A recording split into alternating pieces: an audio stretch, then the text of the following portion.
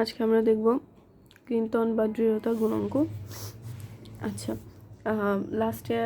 Last ক্লাসে আমরা দেখেছিলাম যে ইয়ং গুণাঙ্ক বলতে কি বোঝায়। ইয়ং গুণাঙ্ক বলতে বোঝাচ্ছে যে দৈর্ঘ্য বরাবর আমি যদি কোনো ফোর্স দিই তাহলে দৈর্ঘ্য বরাবর আমার যে পীড়নটা হয় সেই পীড়নটা ডিভাইডেড বাই ওই পীড়নের জন্য যে বিকৃতিটা হচ্ছে সেই বিকৃতিটার অনুপাতিকেই আমার বলা হচ্ছে কি ইয়ং গুণাঙ্ক আমরা বলতেছি। আর এখন দেখব যে ক্রিন্তন বা দৃঢ়তা গুণাঙ্ক অ্যাকচুয়ালি কি। ক্রিন্তন বা দৃঢ়তা গুণাঙ্ক আমরা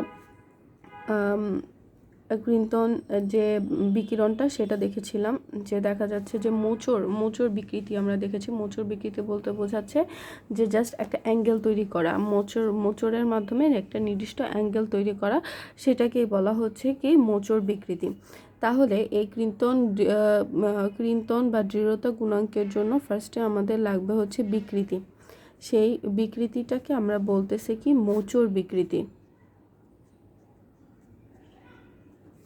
ঠিক আছে, সেই মোচর বিকৃতিটা হচ্ছে থিটা। কতটুকু বিকৃতি হচ্ছে সেই মোচর বিকৃতিটাকে আমরা বলতেছি কি থিটা। আচ্ছা, তো এর মধ্যে কতটুকু ফোর্স কাজ করবে তার মানে হচ্ছে আমরা পীড়নের হিসাবটা করি। সব ক্ষেত্রেই আমাদের পীড়নটা সেম, একক ক্ষেত্রফলের উপরে যতটুকু বল কাজ করবে সেটাকে আমার বলতেছে পীড়ন, তার মানে F ডিভাইডেড বাই A। এখন আমরা এই মোচর বিকৃতিকে বা ক্রিন্তন গুণাঙ্ককে এন দিয়ে প্রকাশ করি। এন ইকোয়াস টু পীড়ন বাই বিকৃতি, তার মানে হচ্ছে F by A divided by theta. তাহলে আমাদের চলে আসবে হচ্ছে F by A theta. Okay, আয়তন গুণাঙ্ক জাস্ট লাইক সিমিলার, যে আমরা ফোর্স ক্রিয়েট করব। ফোর্স ক্রিয়েট করার মাধ্যমে আমাদের আয়তনের যে ডিফারেন্সটা চলে আসবে, যদি আয়তনের যে ডিফারেন্সটা চলে আসবে সেই ফোর্স ডিভাইডেড বাই এরিয়া, তার মানে হচ্ছে পীড়ন ডিভাইডেড বাই আমার যে আয়তনের ক্ষেত্রে যে বিকৃতিটা হচ্ছে সেই বিকৃতিটা যদি দিয়ে আমরা ভাগ করে দিই তাহলে আমরা আয়তন গুণাঙ্কটা পেয়ে যাব। আয়তন গুণাঙ্ককে কে হিসাবে প্রকাশ করা হচ্ছে, তাহলে আয়তন বিকৃতিটা আমরা আগেই জেনেছি।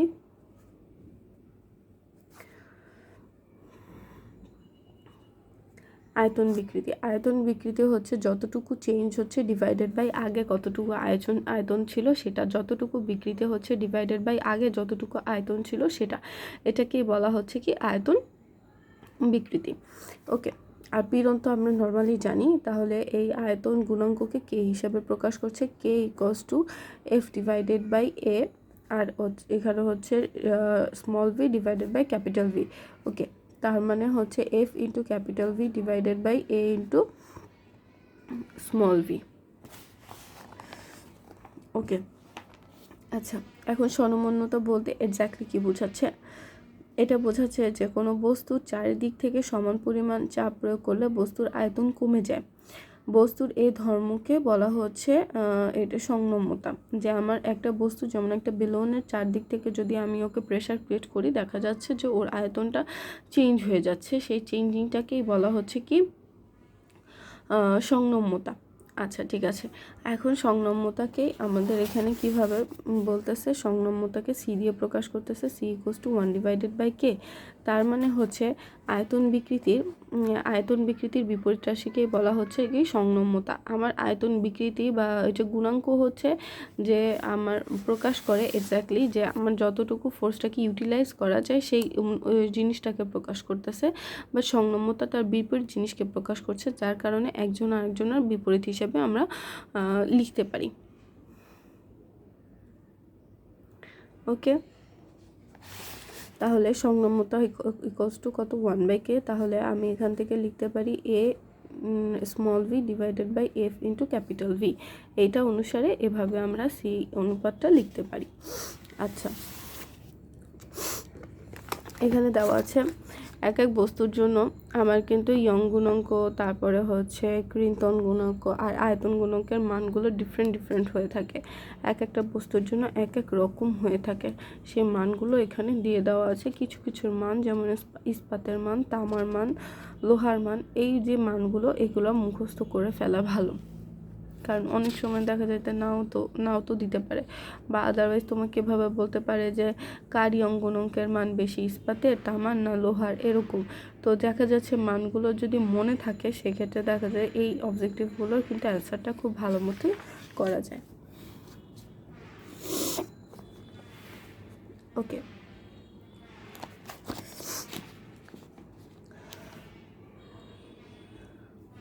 আচ্ছা এখন আমরা দেখব হচ্ছে আমার কতটুকু কাজ হয়, যে আমার যদি আমি বিকৃতি ঘটাতে চাই, বিকৃতি আমার বাইরে থেকে একটা ফোর্স ক্রিয়েট করতে হবে, যার কারণে ওরা একটা বিকৃতি ঘটবে। তো টোটালটার ক্ষেত্রে আমার কতটুকু কাজ হচ্ছে, সেই কাজটা আমরা কিভাবে বের করব সেটা এখান থেকে দেখব।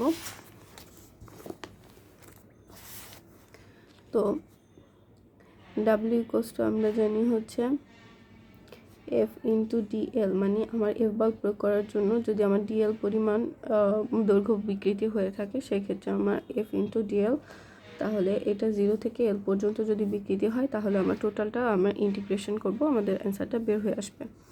আচ্ছা, তো ওয়াই ইকুয়ালস টু আমরা জানি হচ্ছে এফ ডিভাইডেড বাই এ, আর হচ্ছে small L divided by capital L.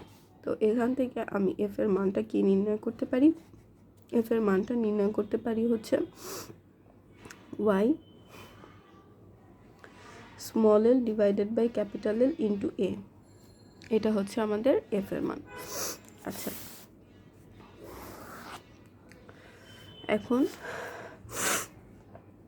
W equals to আমরা লিখতে পারি 0L Y small L divided by capital L, আর হচ্ছে এ, আর টোটালটার সাথে ডিএল আমাদের গুণ হয়ে যাবে। তাহলে আমাদের হচ্ছে ওয়াই এ আর ক্যাপিটাল এল আমাদের বাইরে চলে আসবে, ভিতরে শুধু থাকবে হচ্ছে স্মল এল আর হচ্ছে ডিএল, বাইরে 0 আর এল। আচ্ছা, তারপরে আমাদের আসবে ওয়াই এ ক্যাপিটাল এল, এখানে চলে আসবে এল স্কোয়ার ডিভাইডেড বাই 2, এই জিনিসটা আমাদের চলে আসতেছে। তো এখান থেকে আমাদের সীমাটা বসিয়ে দিয়ে 0 আর স্মল এল, তো এখান থেকে আমাদের ওয়াই এ ক্যাপিটাল এল আমাদের এল স্কোয়ার ডিভাইডেড বাই 2, এটা আমাদের চলে আসতেছে। তো আমরা লিখতে পারি half Y A L square divided by capital L, এটা আমার কতটুকু কাজ হবে সেটার মানটা এখান থেকে এখানে দেওয়া হয়েছে। আচ্ছা,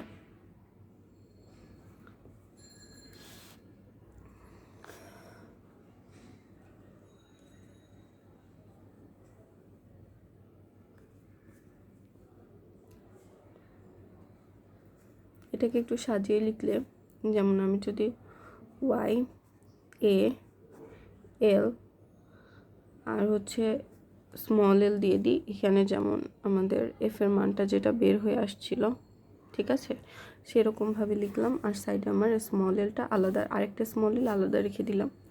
তাহলে আমাদের এখান থেকে চলে আসবে হাফ, আর এখানে হচ্ছে এল এফ ইন্টু স্মল এল চলে আসবে। এই যে এফ এর সূত্রটা আমাদের এখানে বসিয়ে দিলাম, যার কারণে এখানে আমাদের ইজিলি চলে আসলো। তাহলে আমাদের দেখা যাচ্ছে যে কাজের পরিমাণটা কত চলে আসবে, হাফ ইন্টু প্রযুক্ত বল ইন্টু দৈর্ঘ্য বিকৃতি, এটা করে দিলেই দেখা যাবে যে আমাদের কাজের মানটা চলে আসতেছে।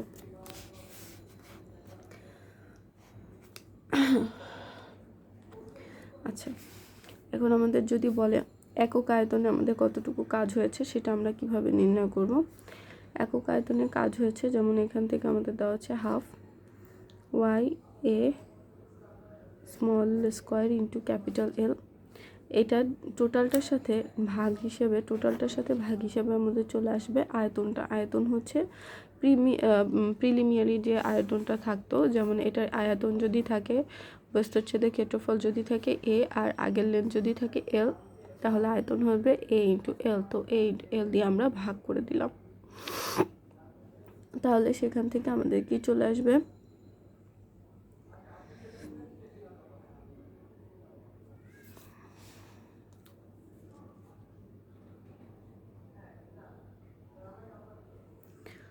ওকে।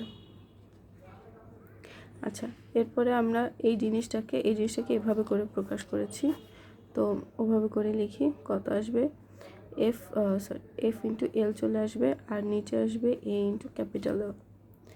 তো আমাদের এখান থেকে হাফ এফ বাই এ আর হচ্ছে into small L divided by capital L, তার মানে হচ্ছে হাফ গুণ পীড়ন ইন্টু বিকৃতি, এটা করে দিলে আমাদের একক আয়তনে কতটুকু কাজ হয়েছে সেটা আমরা জানতে পারবো। হাফ ইন্টু পীড়ন ইন্টু বিকৃতি, এটা করে দিলে একক আয়তনে কতটুকু কাজ হয়েছে সেটা জানতে পারবো। আর হচ্ছে টোটাল কাজটা বের করতে গেলে হাফ ইন্টু কতটুকু ফোর্স ক্রিয়েট করা হয়েছে আর হচ্ছে কতটুকু বিকৃতি হয়েছে সেটা আমরা যদি গুণ করে দিই তাহলে আমাদের টোটাল এরিয়ার জন্য মানে টোটালটার জন্য কতটুকু কাজ হয়েছে সেটা আমরা নির্ণয় করতে পারবো।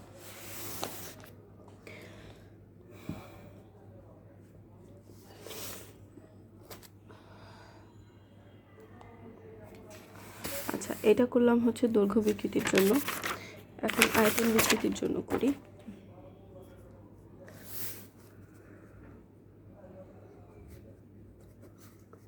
আমরা গ্যাসের চ্যাপ্টারগুলোতে পড়েছি যে কাজ ইকুয়ালস টু পিডিভি। যে পি পরিমাণ প্রেশার ক্রিয়েট করার জন্য আমার ডিভি পরিমাণ আয়তন যদি বৃদ্ধি পায় তাহলে আমার টোটাল কাজের পরিমাণ হবে পিডিভি। তাও 0 থেকে ভি পর্যন্ত ওর আয়তনটা গেল। তো এখন আমাদের কি সূত্রটা ছিল, K equals to P capital V divided by small V, এটা ছিল। তাহলে এখানে পি ইকুয়ালস টু আমরা কি লিখতে পারতাম, K into small V divided by কত ক্যাপিটাল ভি। তো সেই জিনিসটা এখানে আমরা বসিয়ে দিব। তাহলে আমাদের চলে আসবে K into small V divided by capital V আর হচ্ছে পি ডিভি। যাই হোক, এখন আমাদের দেখা যাচ্ছে K divided by K into V small V যেটা আছে, sorry K into capital V এটা হচ্ছে small V. K into capital ভিটা আমরা সামনে নিয়ে আসবো, কে ডিভাইডেড বাই ক্যাপিটাল ভিটা। তো হচ্ছে 0 থেকে স্মল ভি পর্যন্ত আর হচ্ছে স্মল ভি ডিভি। তো এখান থেকে আমাদের চলে আসবে কে ডিভাইডেড বাই ক্যাপিটাল ভি আর হচ্ছে স্মল ভি ডিভাইডেড বাই 2, এটা চলে আসতেছে।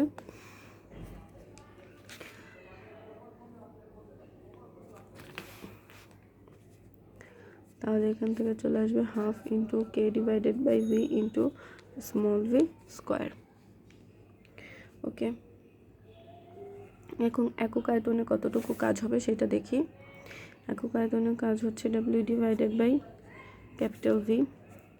ডাব্লিউ এর মান হচ্ছে half K into small V square divided by capital V divided by capital V. তো আমাদের এখানে হাফ চলে আসছে আর এখান থেকে চলে আসতেছে K into small V square divided by capital V square.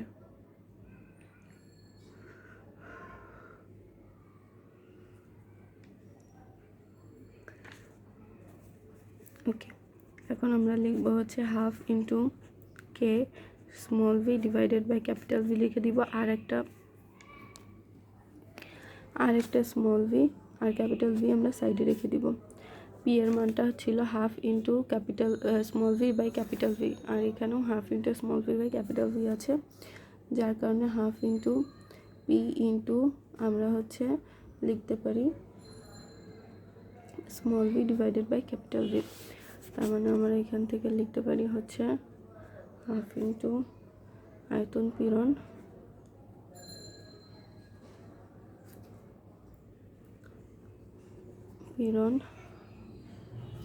Into আয়তন বিকৃতি।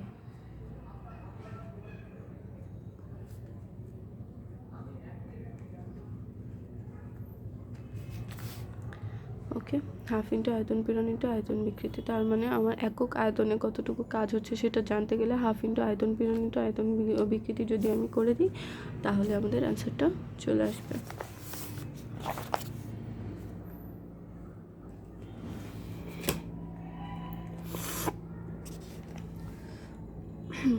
এখন আমাদের ক্রিন্তন বিকৃতির জন্য যে কাজটা হচ্ছে সেই কাজটা আমরা দেখব।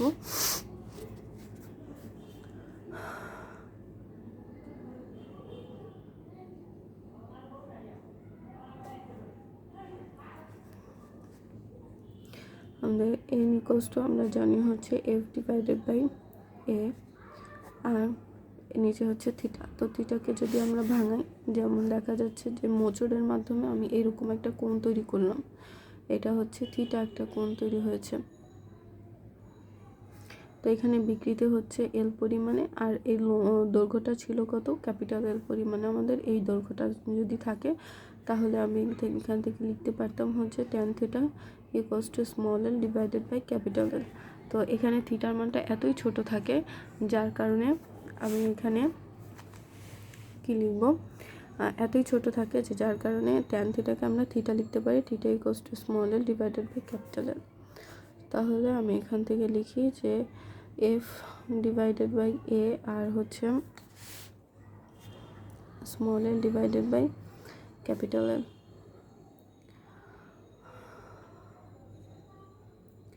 ওকে, তো আমাদের এখানে ডি ডাব্লিউ ইকুয়ালস টু আমাদের জানি হচ্ছে এফ ইন্টু ডি এল চলে আসে। তো আর ডাব্লিউ ইকুয়ালস টু আমাদের 0 থেকে এল পর্যন্ত এফ আর হচ্ছে ডি এল চলে আসে।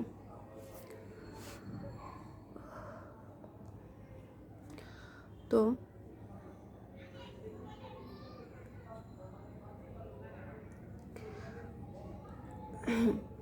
এখানে যদি এর মানটা আমি ধরে নিই হচ্ছে ক্যাপিটাল এল স্কোয়ার, ঠিক আছে, এর মানটা যদি আমরা ধরে নিই ক্যাপিটাল এল স্কোয়ার, মানে এটা আমরা এটা সার্কুলারভাবে না, একটা বর্গের মতো করে চিন্তা করি। একটা বর্গের বাহুর দৈর্ঘ্য যদি এল হয় তাহলে এর ক্ষেত্রফল হবে কত, এল স্কোয়ার। তাহলে সেখান থেকে আমরা এখান টোটালটা নির্ণয় করতে পারবো F into capital L divided by L square into small L. তাহলে এখান থেকে চলে আসবে হচ্ছে F into capital L divided by small L, তাহলে ইকুয়ালস টু কত, এন। এন ইকুয়ালস টু আমরা এটা পেয়ে গেলাম। তাহলে এফ ইকুয়ালস টু কত চলে আসবে, এফ ইকুয়ালস টু চলে আসবে N into capital L into small L. Okay, এখন এই মানটা এখানে বসিয়ে দিই, L 0 N into capital L small L, আর এখানে হচ্ছে dL, N L L 0 L dL. Okay, N into capital L small L square divided by 2 চলে আসে।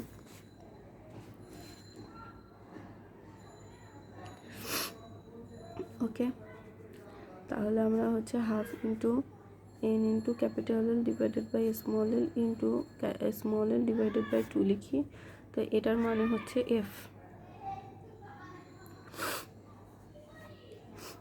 এটার মানে হচ্ছে এফ, যার কারণে আমরা লিখতে পারি হাফ ইন্টু এফ, হাফ তো আমরা সামনে নিয়ে আসছি, half into F into L. তার মানে আমি একদম সিমিলার আগেরটার মতো আমাদের চলে আসছে, ওই যে দৈর্ঘ্য বিকৃতির জন্য যেটা করেছি সেটার মতো আমাদের চলে আসছে, যে কতটুকু বল কাজ করছে আর কতটুকু পরিমাণে আমাদের চেঞ্জ হয়েছে লেন্থটা, সেটার উপর ডিপেন্ড করে আমাদের টোটাল কাজের পরিমাণটা।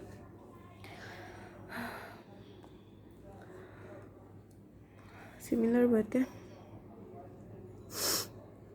ডাব্লিউ ডিভাইডেড বাই ভি যদি আমরা করি, একক আয়তনে কাজের পরিমাণ যদি আমরা বের করতে চাই, half into F F into small L divided by V. V বলতে আমরা ক্যাপিটাল এল কিউব লিখব।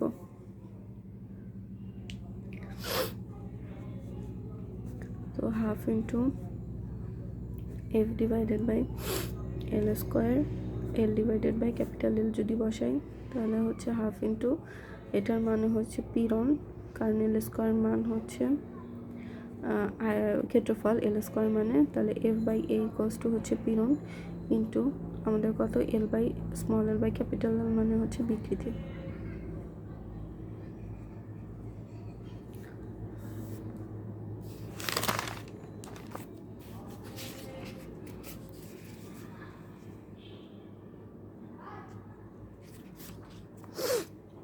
ওকে,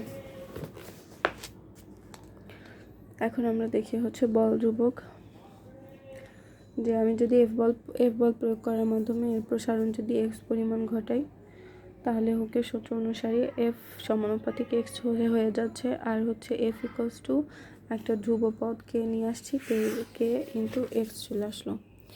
তাহলে কে ইকুয়ালস টু, কে হচ্ছে স্প্রিং ধ্রুবক, স্প্রিং বল ধ্রুবক বলা হচ্ছে কে কে, কে ইকুয়ালস টু কত F/x চলে আসে, এটাই হচ্ছে কে এর মান।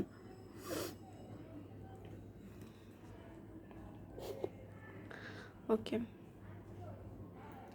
এখন দেখি যে স্প্রিংয়ের সমবায়, স্প্রিংয়ের টু টাইপস অফ সমবায় আমরা দেখব। সমবায়গুলো কি? আমার যদি শ্রেণী সমবায় থাকে, তার মানে একটার পর একটা যদি যুক্ত থাকে, এইরকম একটা স্প্রিং থাকলো, আর এরপরে এইখানে একটা স্প্রিং থাকলো। এই স্প্রিংয়ের স্প্রিং ধ্রুবকটা হচ্ছে K1, এইটার স্প্রিং ধ্রুবকটা হচ্ছে K2। টোটালটার সাথে আমি F পরিমাণ বল ঝুলিয়ে দিলাম। তাহলে আমাদের কি হবে? তো এটার প্রসারণ হবে x1, এটার প্রসারণ হবে x2। একই সাথে F পরিমাণ বল ঝুলিয়ে দেওয়ার কারণে এটার একরকম প্রসারণ হবে, এটা অন্যরকম প্রসারণ হবে। কেন? কারণ হচ্ছে এদের স্প্রিং ধ্রুবকের মানটা কি ডিফারেন্ট।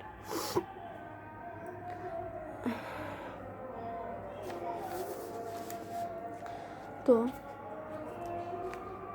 দুইটার প্রতি এর উপরেও আমার F বল কাজ করছে, এর উপরেও F বল কাজ করছে। তার মানে এর উপরেও যদি F বল কাজ করে, তাহলে F ইকুয়ালস টু আমরা কি লিখতে পারি?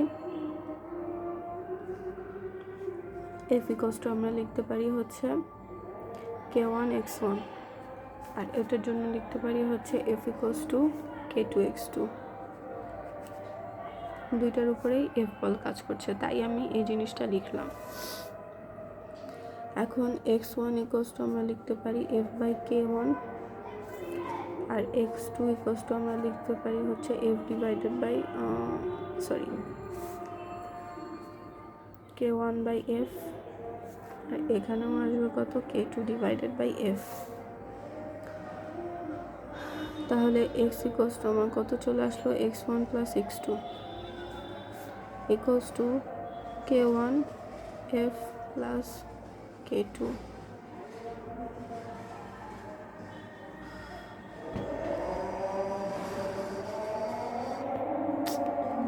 সরি,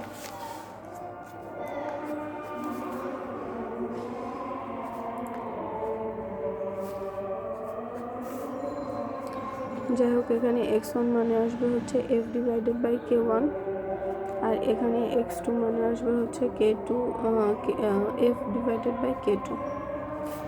তার মানে এখান থেকে আমাদের চলে আসবে হচ্ছে F divided by K1 plus F divided by K2।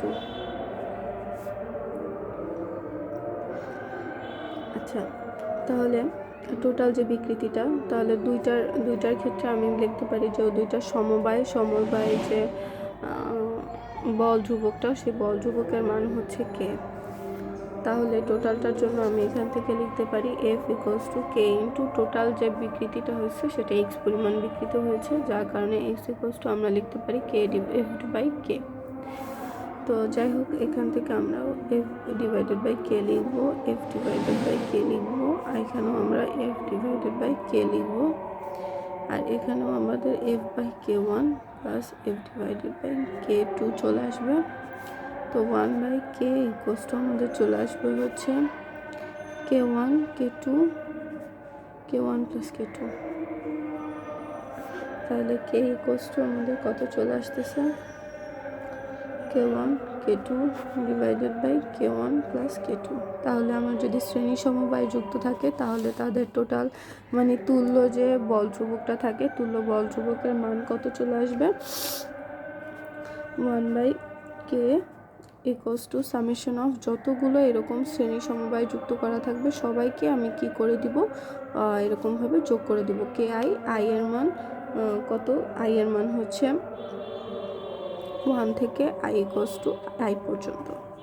ঠিক আছে, আমার যতগুলো এরকম শ্রেণী সমবায় যুক্ত থাকবে সকলকেই আমরা 1/, করে যোগ করে দিব, তাহলে আমাদের তুল্য যে বল ধ্রুবকের মানটা সেটা চলে আসবে।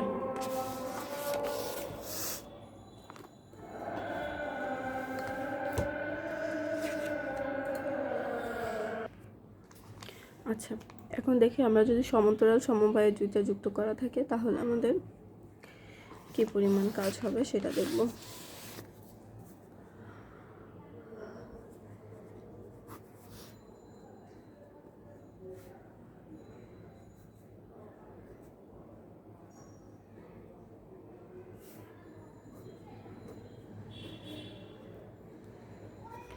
এখানে যদি আমাদের এফ পরিমাণ বল ঝুরানো থাকে, তাহলে এখানে আমাদের F1 কাজ করবে আর এখানে আমাদের F2 কাজ করবে। দুইটার মধ্যে সমান সমান, আগেরটা যেমন দুইটার মধ্যে সমান বল কাজ করতে, এখানে সিমিলার থাকবে না। এটার দৃঢ়তা গুণাঙ্ক বা বল ধ্রুবক যদি K1 হয়, এটার বল ধ্রুবক হবে K2। ঠিক আছে, সরি ওটা লিখে ফেলছি, এটা K1 আর এটা হচ্ছে K2। ওকে, কিন্তু দুইটার মধ্যে প্রসারণটা থাকবে সেম। প্রসারণটা যদি সেম থাকে, দুইটার মধ্যে এক্স পরিমাণ প্রসারণ হবে। তাহলে আমি লিখতে পারি F1 = K1 × x, আর এখানে আসবে হচ্ছে F2 = K2 × x। তাহলে আমরা লিখতে পারি F = দেখা যাচ্ছে দুইটা টোটাল যে বলটা সেটা দুইটা সমন্বয়, F1 আর F2 এর সমন্বয়, তার মানে হচ্ছে F1 + F2। এখান থেকে আমাদের চলে আসবে কত, K1 × x + K2 × x। আর টোটালটার ক্ষেত্রে আমি লিখতে পারি, আমার তুল্য যদি মান থাকে, বল ধ্রুবকের মান থাকে K, আর আমার প্রসারণ তো x পরিমাণ, তাহলে এভাবে লিখতে পারি। সব দিক থেকে আমার এক্সটা বাদ দিয়ে দিলে আমি K = কত লিখতে পারি, K1 + K2 লিখতে পারি। তার মানে আমার যখন সমান্তরাল সমবায়ে থাকবে, তখন বল ধ্রুবকের মানগুলো যতগুলো থাকবে সবাইকে আমরা জাস্ট যোগ করে দিব, তাহলেই আমাদের অ্যান্সারটা চলে আসবে। ওকে, আচ্ছা, এখন আমরা কিছু ম্যাথ করি এই রিলেটেড।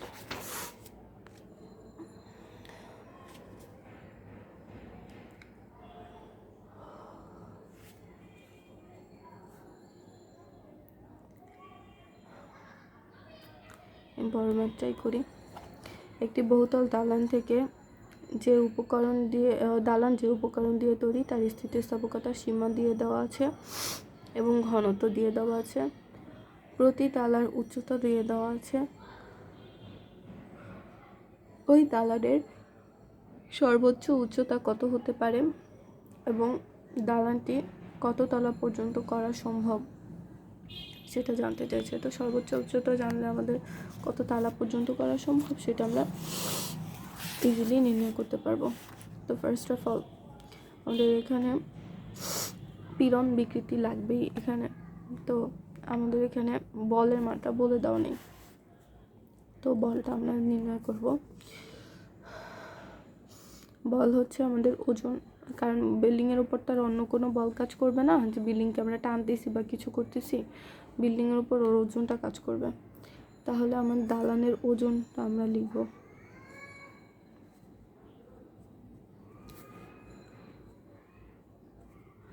আচ্ছা, তো এর আগে একটা কথা মনে করে দিই, রো = আমাদের কত চলে আসলো, m/v আসে। তাহলে m = আমরা জানি হচ্ছে ρv। ওকে, আর আমি যদি ওজন বের করতে চাই, ওজন হচ্ছে w = mg, তাহলে টোটালটার সাথে আমাদের কত চলে আসবে, ρvg। ওকে, সেই কাজটাই এখন আমরা এখানে করব। তো আমাদের এখানে কত চলে আসবে, তাহলে আমাদের এখানে সুন্দর মতো লিখব যে আয়তন ইন্টু ঘনত্ব ইন্টু জি। আয়তন = কত চলে আসবে, ক্ষেত্রফল ইন্টু উচ্চতা ইন্টু ঘনত্ব ইন্টু জি। ক্ষেত্রফল,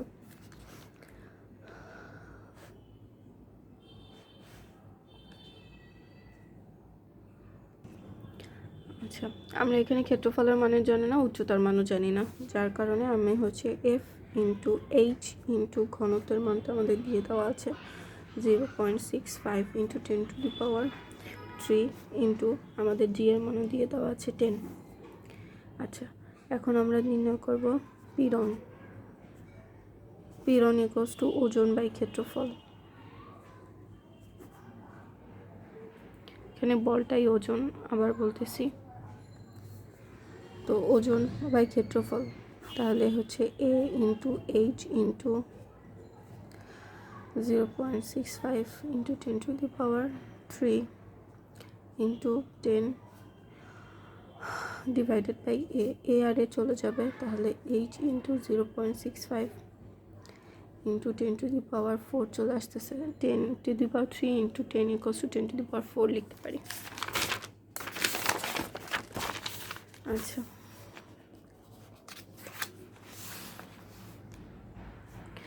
আচ্ছা এখন দালানটাকে যদি অক্ষত রাখতে হয় তাহলে ওর যে পীড়নটা হতে হবে ওর স্থিতিস্থাপকতার সীমার সমান। স্থিতিস্থাপকতার সীমার সমান হলেই দালানটা দাঁড়িয়ে থাকবে। তো আমাদের স্থিতিস্থাপকতার সীমাটা দিয়ে দেওয়া আছে কত, 5 into 10 to the power 5, এটা ইন্টু পীড়ন হতে হবে, ইকুয়ালস টু পীড়ন হতে হবে। তার মানে হচ্ছে 0.65 into 10 to the power 4 into 8। তো ইজিলি আমরা এখান থেকে এইচ এর মানটা বের করতে পারবো, 83.3 এত কি মিটার। ওকে, আচ্ছা তাহলে আমি দালানটার টোটাল হাইট কত হবে সেটা আমরা মেজার করে নিলাম। এখন কত তালা হবে সেটা আমরা দেখব। প্রতি তালার উচ্চতা হচ্ছে কত, 3.2 এত মিটার। তাহলে আমাদের n সংখ্যক যদি তালা থাকে তার মানে হচ্ছে 83.3 ডিভাইডেড বাই 3.2, তার মানে আসবে হচ্ছে 26.04। তার মানে এখানে 10⁻26 চলে আসবে। তার মানে 26 তালা পর্যন্ত আমি একে করতে পারি। ওকে।